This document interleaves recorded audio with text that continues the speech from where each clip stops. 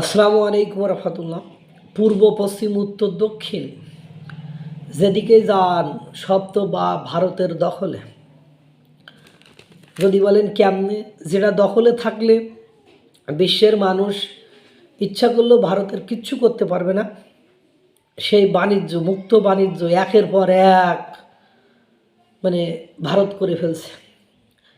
এর আগে একটা ভিডিওতে আমি বিস্তারিত আলোচনা করেছি মাদার অফ ওয়ার্ল্ড ডিলস, মানে ইউরোপীয় ইউনিয়নের সাথে ভারতের যে সেক্টরে বা যে ক্ষেত্রে আপনার ডিলস হয়েছে, মুক্ত বাণিজ্য হয়েছে, তাতে করে ভারতের বাজার কিভাবে এক্সপ্যান্ড হয়েছে, সম্প্রসারিত হয়েছে, বড় হয়েছে, সুবিধা কী, আর এর কারণে কার কার আইক্যলা বাস গিয়েছে, সেটাও আলোচনা করেছে। এরপরে ফাদার অফ ওয়ার্ল্ড ডিলস মার্কিন যুক্তরাষ্ট্রের সাথে হয়ে যাওয়া, সেগুলো নিয়েও আমি বিস্তারিত আলোচনা করেছি যে এগুলো হওয়ার ফলে কার কার বাস গিয়েছে, ভারতের কি কি লাভ।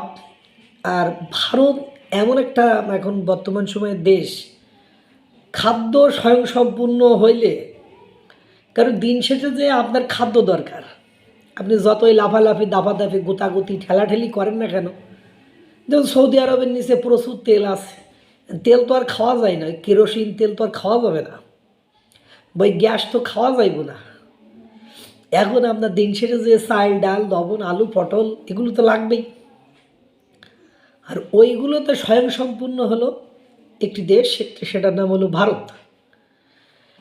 এখন এ কারণে ভারত হলো দাদার দাদা হয়ে যাচ্ছে, মানে এরকম একটা অবস্থা।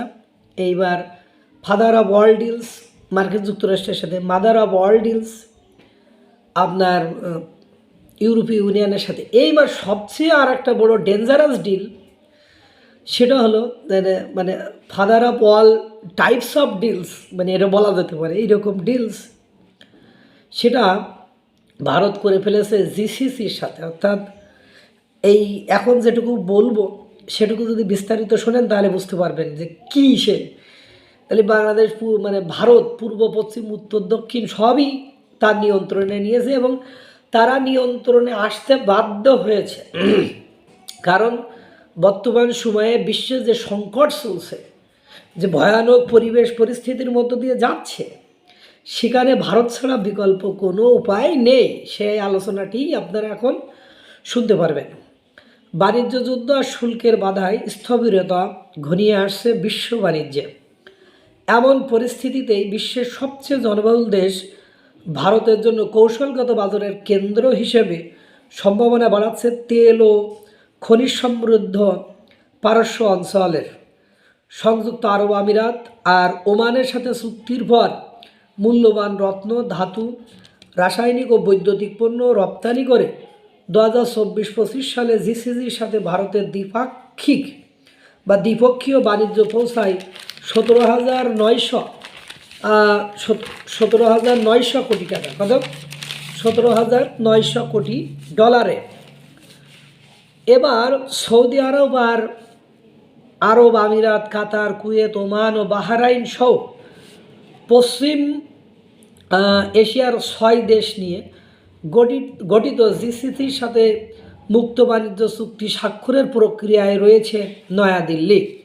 সৌদি আরব ও কাতার সহ বিভিন্ন পারস্য দেশ থেকে অপরিশোধিত তেল আর প্রাকৃতিক গ্যাস আমদানি করে থাকে ভারত। রপ্তানি করে থাকে মুক্তাসহ বিভিন্ন মূল্যবান রত্ন, ধাতু, অলংকার, বৈদ্যুতিক পণ্য, লোহা ও ইস্পাত, রাসায়নিক ইত্যাদি। 2023-24 সালের তুলনায় 2024-25 সালে জিসিসিভুক্ত দেশগুলোতে আমদানি রপ্তানি দুটোই বেড়েছে ভারতের।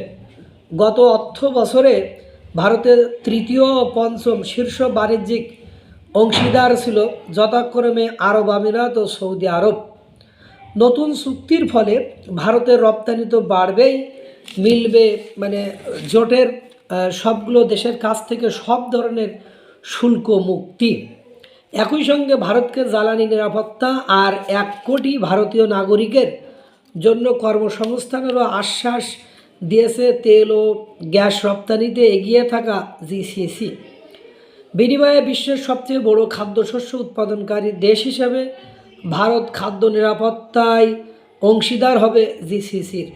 মুক্ত বাণিজ্য চুক্তিটি হলে জিসিসির বাজারে সুযোগ বাড়বে ভারতের পেট্রোকেমিক্যাল শিল্প আর তথ্য যোগাযোগ প্রযুক্তি খাতেরও। ইউরোপীয় ইউনিয়ন, আসিয়ান, এমনকি শীর্ষ বাণিজ্যের অংশীদার যুক্তরাষ্ট্র, চীনকেও ছাড়িয়ে বর্তমানে ভারতের সবচেয়ে বাণিজ্যিক অংশীদার পারস্য উপসাগরীয় জোট জিসিসি।